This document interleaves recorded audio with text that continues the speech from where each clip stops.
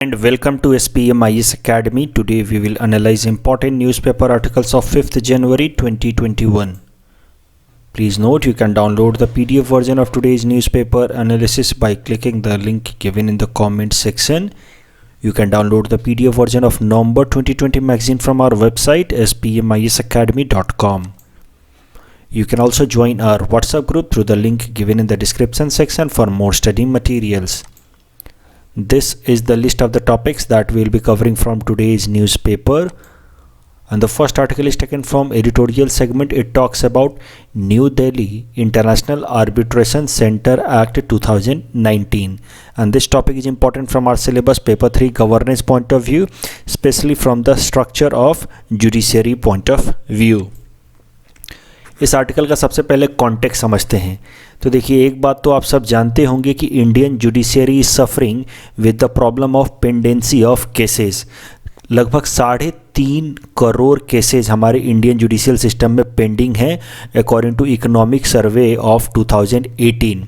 और economic survey 2018 ने उस टाइम में ये भी कहा था कि Indian judiciary is suffering with the problem of तारीख पे तारीख इशू। तो आपको तो पता ही होगा, ये फेमस डायलॉग है कि तारीख पे तारीख मिलती है कोर्ट्स में लेकिन इंसाफ नहीं मिलता। तो ये टर्म प्रॉपरली यूज किया था इकोनॉमिक सर्वे 2018 ने कि Indian judiciary is facing this problem. तो आप इसको अपने आंसर राइटिंग में इसका इस्तेमाल कर सकते हैं। और इकोनॉमिक सर्वे 2018 ने साथ ही साथ ये भी सजेस्ट किया था कि India needs to strengthen its alternate dispute redressal mechanism. तो ज़रा समझते हैं कि ये ऑल्टरनेट डिस्प्यूट रिड्रेसल मैकेनिज्म है क्या।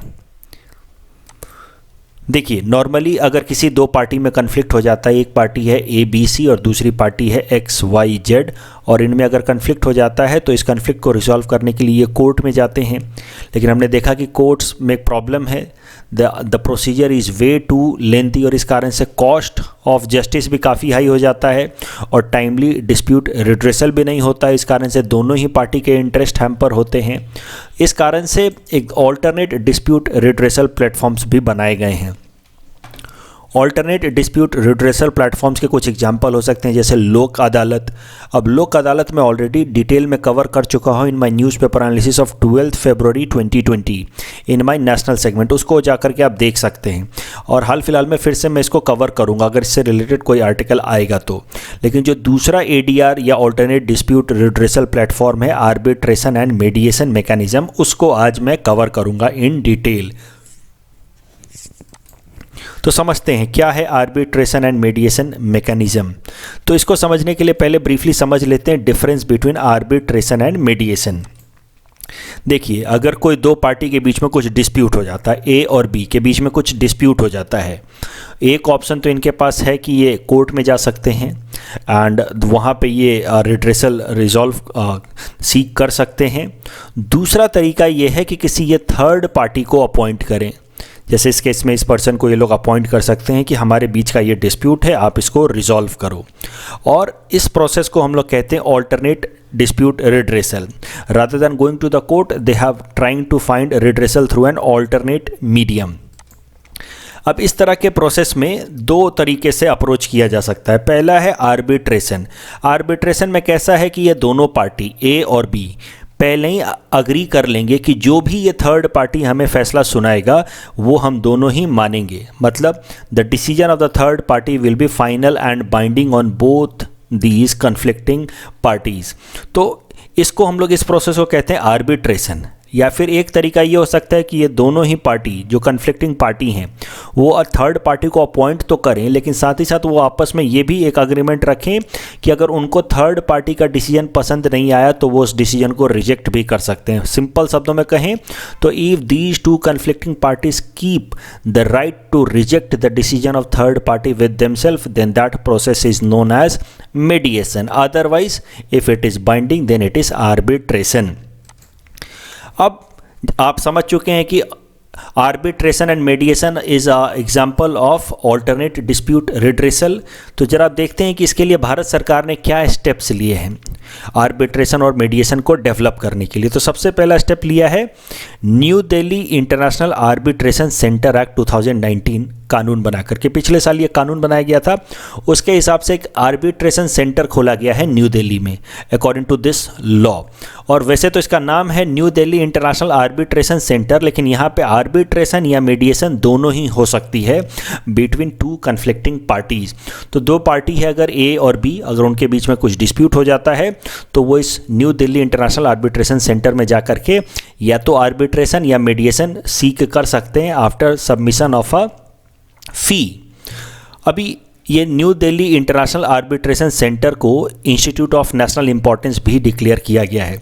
इसके पहले एक इस तरह का इंस्टीट्यूशन बनाया गया था, international centre for alternative dispute resolution, that acted under overall supervision of Supreme court, लेकिन वो ज़्यादा सक्सेसफुल नहीं हो पाया क्योंकि वो एक लीगल बॉडी नहीं थी that was registered under societies act, और वो उसके फंक्शंस पूरी तरह से वेल डिफाइंड नहीं थे, उसका ओवरऑल अपना स्पेसिफिक कैडर नहीं था, उसकी अपनी वेल डिफाइंड ऑफिस नहीं थी, इंफ्रास्ट्रक्चर नहीं था, ये सारे प्रॉब्लम्स थे और इस कारण से ये international centre for alternate dispute resolution function नहीं कर पाया, सक्सेसफुल नहीं हो पाया। तो इसका जो कुछ भी इंफ्रास्ट्रक्चर था उसको मर्ज कर दिया गया है in this newly developed body New Delhi International Arbitration Centre.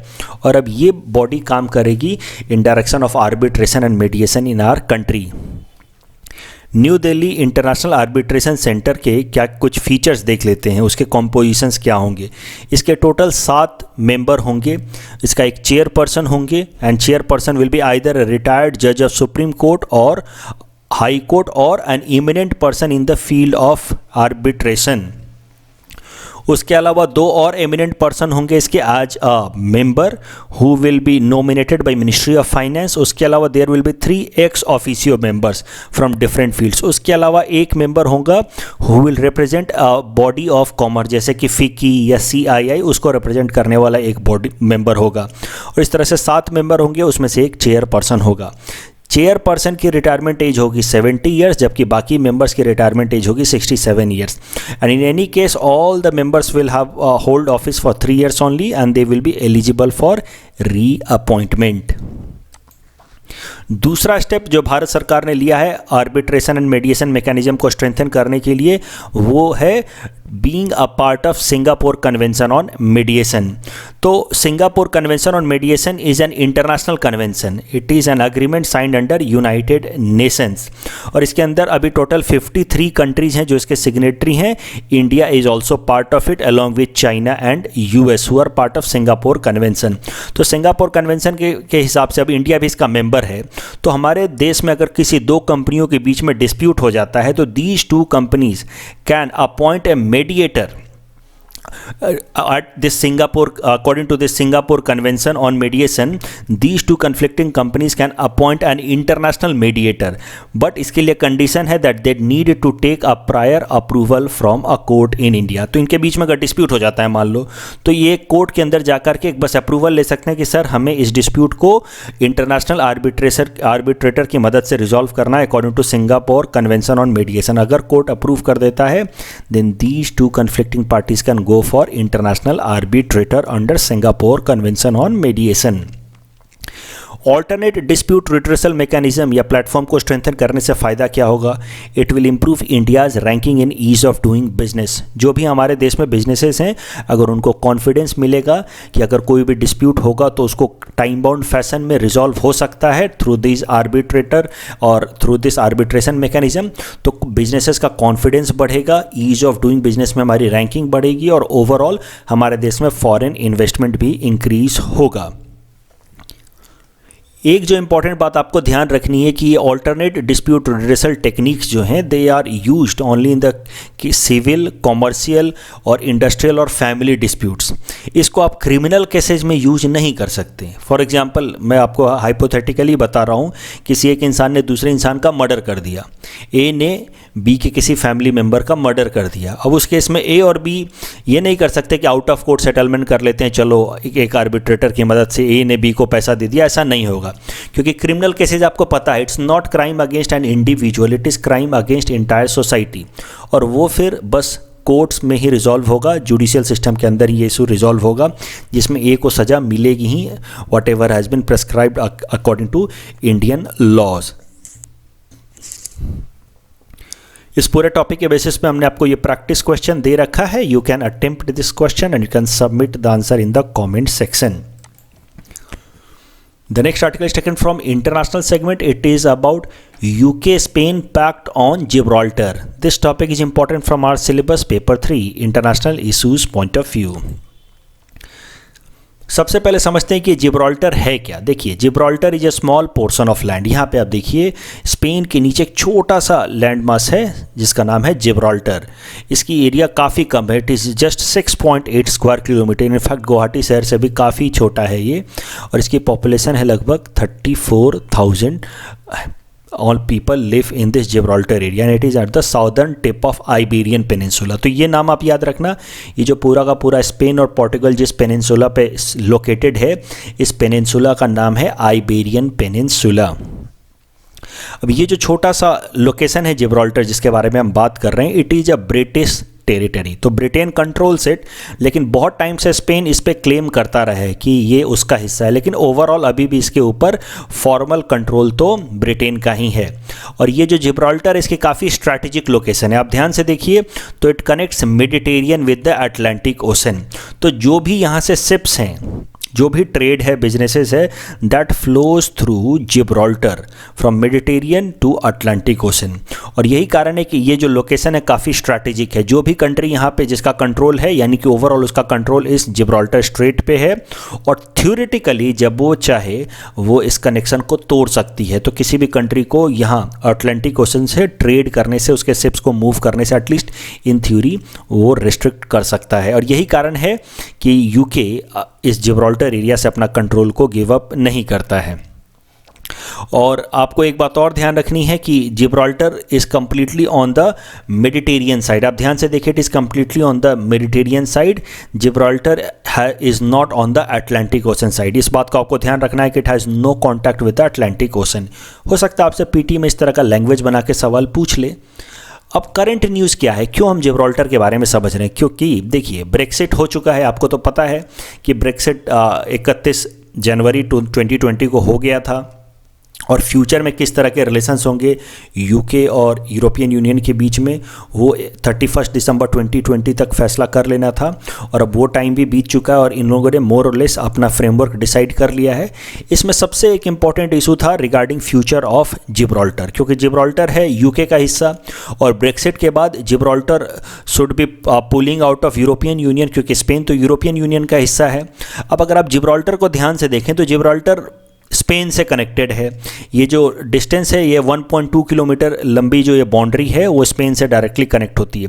और जिब्राल्टर के जो भी लोग हैं, they are completely dependent on Spain for their economic activity. ये वही बात हो गई कि एक छोटा सा एरिया है, उसको आपने कट ऑफ कर दिया, बोला कि अगर अब ब्रेक्सिट हो गया है और अब जिब्राल्टर के लोग जो हैं स्पेन साइड में जाकर के जॉब नहीं कर सकते, वहाँ से चीज़ें खरीद नहीं सकते। तो इससे होता क्या कि जिब्राल्टर के लोगों के लिए ह्यूज इकोनॉमिक स्कैरसिटी या इकोनॉमिक इशूज़ खड़े हो जाते हैं। ये एक मेजर प्रॉब्लम था। ब्रेक्सिट के बाद जिब्राल्टर के फ्यूचर पे, खासकर उसके इकोनॉमिक फ्यूचर पे काफ़ी बड़ा थ्रेट था। और इसी से रिलेटेड ये न्यूज़ है। न्यूज़ सरल है कि यूके और स्पेन ने एक एग्रीमेंट साइन कर ली है अलग से, and according to this border between Gibraltar and Spain will not be closed. तो ये जो इकोनॉमिक इंटरमिंगलिंग है between the people of Gibraltar and Spain, वो पहले की तरह ही कंटिन्यू रहेगा। यही सरल सा न्यूज़ है। लेकिन मैंने ये आर्टिकल इसलिए कवर किया ताकि आपको जिब्राल्टर की स्ट्रैटेजिक लोकेशन बता सकूँ। हो सकता है कि आपसे पीटी में इस तरह का सवाल पूछ लिया जाए। सो इस टॉपिक के बेसिस पे हमने आपको ये प्रैक्टिस क्वेश्चन दे रखा है। You can attempt this question and you can submit the answer in the comment section. The next article is taken from national segment. It is about trans fat standards set by FSSAI. This topic is important from our syllabus paper 3 governance point of view, especially subsegment health. सबसे पहले समझते हैं कि trans fat होते क्या हैं। तो trans fat समझने से पहले ब्रीफली समझ लेते हैं कि फैट्स क्या होते हैं। देखिए, fats are natural oily substance deposited under layer of our skin and deposited around certain organs. अक्सर आपने देखा होगा लोगों के बेली के आसपास बहुत सारा फैट इकट्ठा हो जाता है। आप कहते भी कि बहुत सारा फैट इकट्ठा हो गया है अंडर द स्किन।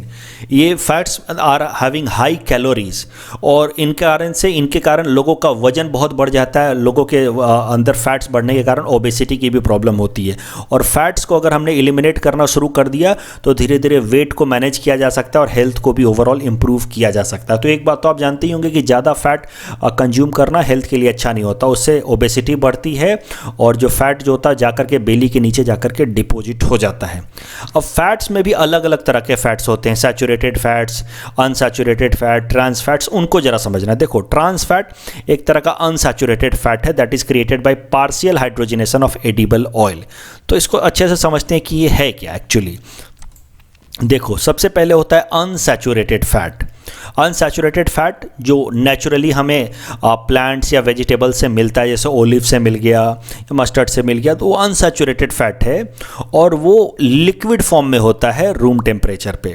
लेकिन उसकी सेल्फ लाइफ कम होती है, लो सेल्फ लाइफ, मतलब वो जल्दी ख़राब हो सकता है और इसलिए इस कारण से इसका लॉन्ग टर्म तक इस्तेमाल नहीं किया जा सकता। That is the problem with unsaturated fat. तो इस कारण से इसका होता क्या है कि इसको थोड़ा सैचुरेट करना पड़ता है। सैचुरेट मतलब उसकी हाइड्रोजिनेशन करनी पड़ती है। देखो, सैचुरेशन और अनसैचुरेशन के बीच का थोड़ा अंतर समझ लो। ये प्योर जिसका केमिस्ट्री बैकग्राउंड होगा वो आराम से समझता होगा, बट फिर भी बाकियों को भी मैं यहाँ समझा देता हूँ। देखो, ये जो फैट्स हैं they are nothing but hydrocarbons, मतलब कार्बन है और हाइड्रोजन इनके अंदर। अनसैचुरेटेड मतलब कार्बन कार्बन के बीच की बॉन्डिंग जो है वो डबल बॉन्ड है या ट्रिपल बॉन्ड भी हो सकती है, उसको हम लोग कहते हैं अनसैचुरेटेड। मतलब जितना ये हाइड्रोजन कंज्यूम कर सकता है उतना इसने नहीं कर रहा हुआ है। अभी भी इसके अंदर हाइड्रोजन आने के चांसेस हैं, हाइड्रोजन इंटैक्ट होने के चांसेस हैं। इसको हम लोग कहते हैं, इस तरह के डबल बॉन्ड या ट्रिपल बॉन्ड हो कार्बन कार्बन के बीच में, तो इसको हम लोग कहते हैं अनसैचुरेटेड। अगर हाइड्रोजन हर एक कार्बन कार्बन बॉन्ड को तोड़ करके हर जगह हाइड्रोजन अटैच हो जाए तो उसको हम लोग कहते हैं सैचुरेटेड। अभी होता क्या है कि अनसैचुरेटेड फॉर्म में ये लिक्विड फॉर्म में होता है, सेल्फ लाइफ कम होती है, जल्दी ख़राब हो सकता है। कोई भी चीज़ लिक्विड फॉर्म में होता है तो जल्दी ख़राब होता है, सॉलिड फॉर्म में होता है तो इतना जल्दी ख़राब नहीं होता है। लेकिन जब हम इसके अंदर हर एक जगह से हाइड्रोजन फिल कर देते हैं तो जब हर अलग अलग जगहों पे हाइड्रोजन फिल हो जाता है तो उसकी डेंसिटी बढ़ जाती है और ये सॉलिड फॉर्म में आ जाता है, सेल्फ लाइफ बढ़ जाती है। लेकिन प्रॉब्लम क्या है कि उस केस में टेस्ट ख़त्म हो जाता है। जो टेस्ट होता है ऑयल का वो पूरी तरह से ख़त्म हो जाता है सैचुरेशन या हाइड्रोजनेशन करने के बाद। तो that is the problem. Unsaturated है तो लिक्विड है, टेस्ट है, लेकिन जल्दी खराब हो जाता है। सैचुरेट कर दिया मतलब हर एक जगह हाइड्रोजन फिट कर दिया, डेंसिटी बढ़ गई हाइड्रोजन फिट होने के कारण, लेकिन फिर टेस्ट खत्म हो गया, सॉलिड में कन्वर्ट हो गया। तो इसी कारण से जो फूड प्रोसेसिंग हमारे देश की कंपनियां हैं या पूरी दुनिया भर में जो फूड प्रोसेसिंग कंपनियां हैं वो पार्शियल हाइड्रोजनेशन करती हैं, पूरी तरह से सैचुरेशन नहीं करती, पार्शियल हाइड्रोजनेशन करती हैं। कुछ कुछ डबल बॉन्ड्स को तोड़ेंगी, कुछ कुछ डबल बॉन्ड्स को रहने देंगी। इससे होगा क्या कि ये जो अनसैचुरेटेड फैट है वो सेमी सैचुरेटेड फैट में या पार्शियली सैचुरेटेड फैट्स में कन्वर्ट हो जाएगा। उसी को हम कहते हैं ट्रांस फैट। इससे होता क्या कि वो सेमी सॉलिड फॉर्म में कन्वर्ट हो जाते हैं। आपने देखा होगा जैसे कि डालडा एक चीज़ होती है, जैसे कि बटर होती है, वो सब सेमी सैचुरेटेड है, पूरी तरह से सैचुरेटेड नहीं है। अगर उनको और ज़्यादा सैचुरेट किया जाएगा तो और सॉलिड फॉर्म में कन्वर्ट होने लगेंगे। घी भी एक एग्जांपल है सेमी सैचुरेटेड फैट का या ट्रांस फैट का, लेकिन घी के अंदर ट्रांस फैट रिलेटिवली कम होता है, इसलिए उसको थोड़ा हेल्दी माना जाता है। तो इस तरीके से जब ट्रांस फैट बना दिया जाता है बाय पार्शियल हाइड्रोजनेशन या पार्शियल सैचुरेशन तो वो सेमी सॉलिड फॉर्म में आ जाता है, उसकी सेल्फ लाइफ भी बढ़ जाती है और टेस्ट भी रिटेन रहता है। ये फ़ायदा हो जाता है ट्रांस फैट बनाने में। लेकिन प्रॉब्लम क्या है कि ट्रांस फैट जो होते हैं वो हेल्थ के लिए बहुत ख़राब होते हैं। इनफैक्ट ट्रांस फैट हो या सैचुरेटेड फैट हो, दोनों ही हेल्थ के लिए ख़राब होते हैं। उनके कारण लो डेंसिटी कोलेस्ट्रॉल हमारे बॉडी में बढ़ता है। लो डेंसिटी कोलेस्ट्रॉल अच्छी बात नहीं होती, उसके कारण ओबेसिटी भी बढ़ता है और हार्ट अटैक भी आने के चांसेस रहते हैं, कार्डियक अरेस्ट होने के भी चांसेस रहते हैं। और इसी तरह के जो ट्रांस फैट्स होते हैं उनका इस्तेमाल किया जाता है, जैसे बटर का, डालडा का, in order to make deep fried items. और यही कारण है कि जो आइटम्स हैं जल्दी ख़राब नहीं होते क्योंकि ट्रांस फैट से बने हैं। अगर अनसैचुरेटेड ऑयल से बनते, अनसैचुरेटेड फैट से बनते तो जल्दी ख़राब हो जाते। और इस तरह के फूड आइटम्स को हम लोग कहते हैं जंक फूड्स। तो अब देखिए फैट्स के अलग अलग टाइप्स मैंने आपको बताया, trans fat, saturated fat, unsaturated fat. तो ट्रांस और सैचुरेटेड दोनों ही ख़राब है। ये सैचुरेटेड पूरे सॉलिड फॉर्म में होता है और ट्रांस ये सेमी सॉलिड फॉर्म में होता है। ये दोनों हेल्थ के लिए अच्छा नहीं है। अच्छा अगर कुछ है रिलेटिवली तो है अनसैचुरेटेड फैट, जैसे ओलिव ऑयल वगैरह, पीनट ऑयल, सीसम ऑयल। इसीलिए इनका इस्तेमाल अगर हम लोग खाना बनाने के लिए करें तो ये सबसे हेल्दी माना जाता है।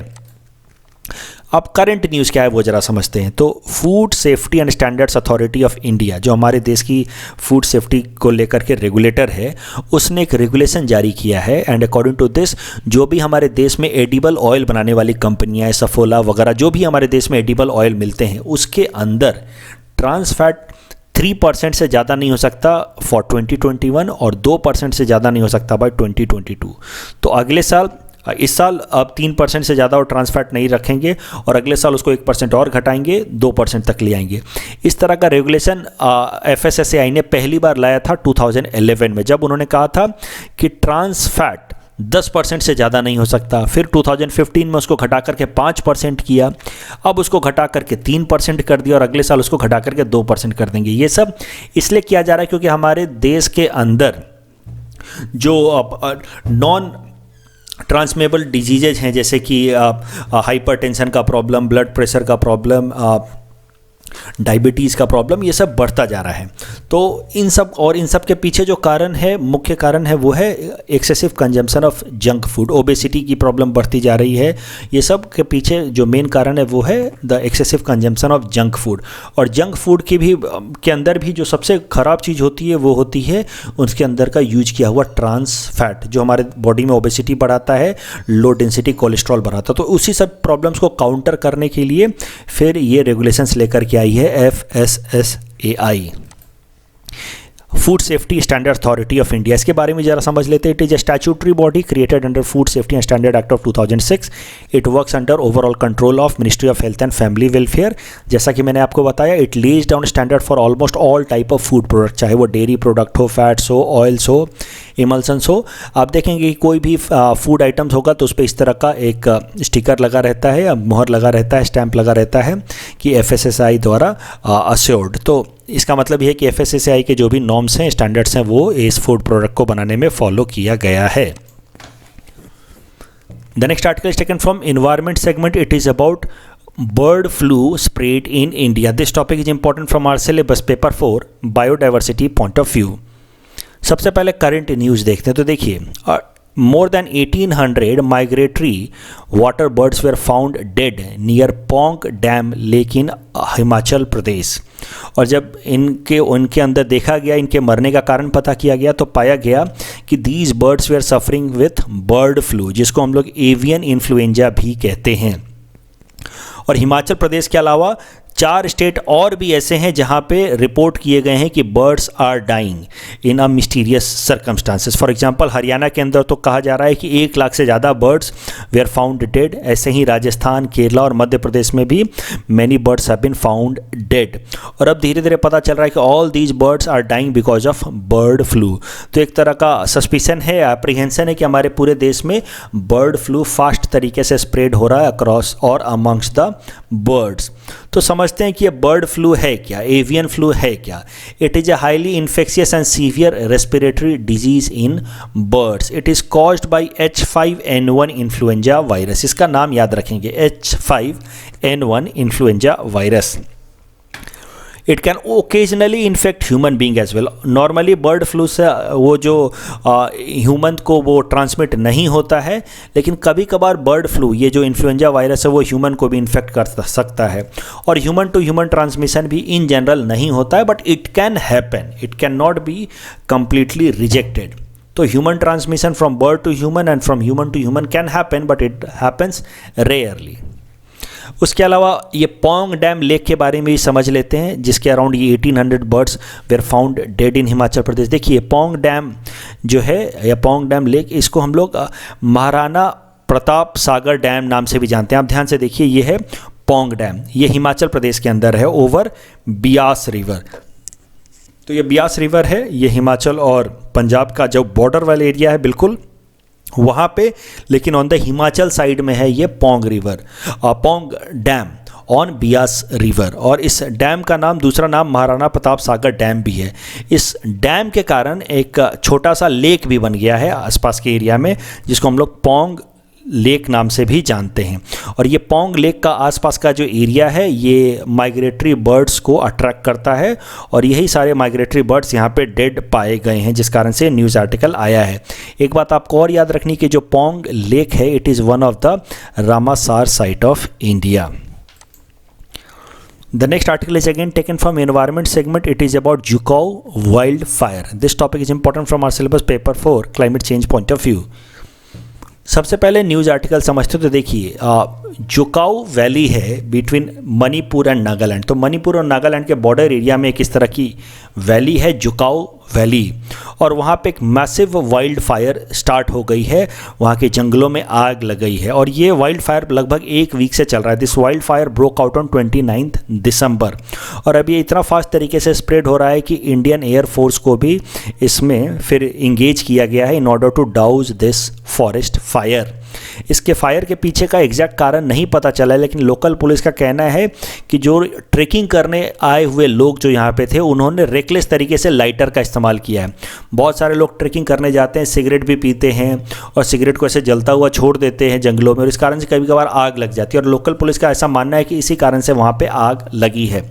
अब ये छोटा सा न्यूज़ आर्टिकल है लेकिन फिर भी मैंने इसको इसलिए कवर किया क्योंकि मुझे लगता है कि आपसे सीधा सीधा पूछ लिया जाएगा इस तरह का सवाल कि Dzukou valley recently seen in news is between which border of which two states. मुझे लगता है कि ये सवाल आपसे पूछ लिया जाएगा। सो इस कारण से मैंने ये छोटा सा आर्टिकल कवर किया। You can attempt this question and you can submit the answer in the comment section. The next article is taken from Assam segment. It is about Republic Day tableau. This topic is important from our syllabus paper 6 Assam issues point of view.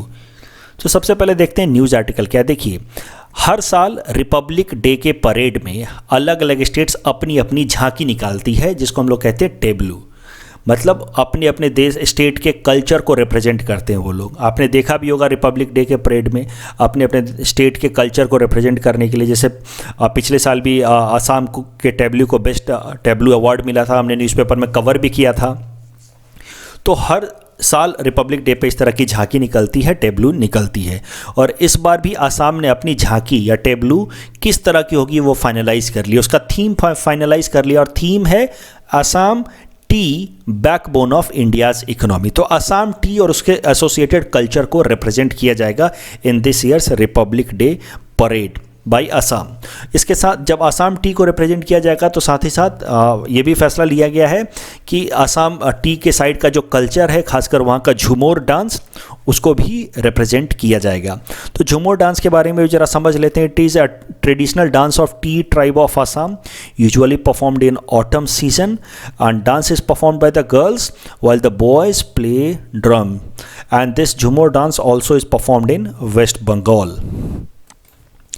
In our segment, most probable PT topics for upcoming APSC, today we'll cover topic number 310 to 312. Topic number 310 is about Nobel Prize for Literature. In 2020, it was given to American poet Louise Gluck. She also won Pulitzer Prize in 1993 for her collection Wild Iris and National Book Award for her latest collection Faithful and Virtuous Night in 2014. Please attempt this question based on topic number 310. Topic number 311 is about Graded Response Action Program. This action plan was formulated in 2016 and notified in 2017 for Delhi and NCR region. Objective is to prevent excessive deterioration of air quality during winters. Please attempt this question based on topic number 311. Topic number 312 is about Swanirbhar Nari Atmanirbhar Assam scheme. Assam government has launched this scheme with an objective of economically empowering economically disadvantaged women. So in the first phase, it will be implemented through MG Narega program. Later on, all other schemes of the Assam government run under Assam State Rural Livelihood Mission, Assam Agriculture and Horticulture Fisheries will be included. It will have some individual activities. It will have some community-based activities as well. Please attempt this question that is based on topic number 312. This is the answer of question number 307 to 309 that we had given in yesterday's newspaper analysis. Today's question can be attempted by students and you can submit the answer in the comment section. We will be sharing answer of these questions in tomorrow's newspaper analysis. कल जो हमने practice question दिया था उसका एक बार answer देख लेते हैं. Which of the following statements are true? One of the India's INDCs at Paris Climate Deal is to achieve 30% of cumulative electric power installed capacity from non-fossil fuel based energy resources. This statement is wrong. Actually, it is 40%. Only small hydropower projects are classified as renewable energy, not large hydropower. This statement is also wrong. Now, large hydropower projects having size more than 25 megawatt also has been now categorized as renewable energy resource. So, the correct answer will be option D, none of the above. Second statement was second question regarding which of the following countries not part of lithium triangle. So we had seen lithium triangle includes Argentina, Chile and Bolivia. So the correct answer will be option A, Brazil. That's all from our side for today. Thanks for watching.